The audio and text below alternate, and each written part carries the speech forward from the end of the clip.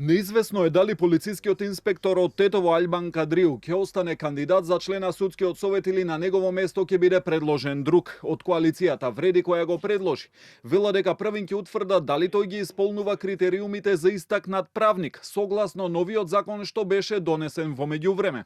Тој доби поддршка од владеачкото мнозинство во комисијата за прашање на изборите и именувањата пред еден месец, но не беше ставен на гласање во собранието. Албан Кадриу е правник со работно искуство во владата, а потоа во МВР и во СВР Тетово. Со новиот закон за судскиот совет имаме други услови и други критериуми за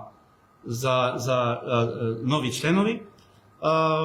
Чекаме да во нареднава седница, пленарна седница, да го ставим на дневен ред, но ќе видиме дали според новиот закон за судски совет ги исполнува сите услови и критериуми за да биде нов член. Ова место во судскиот совет беше испразнето откако му заврши мандатот на Селим Адеми и е резервирано за етничките заедници кои се над 20% во државата.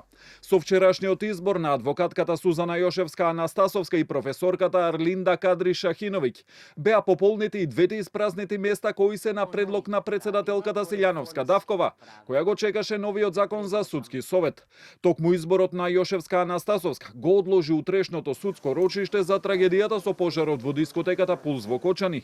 Таа беше адвокатка на еден од обвинетите, кој сега ќе треба да ангажира нов бранител.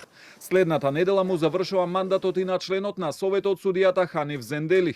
За ова место кое треба да се пополни од редот на судиите од етничките заедници, судскиот совет ја утврди единствената посебна листа со 6 кандидати и наскоро треба да го спроведе изборот.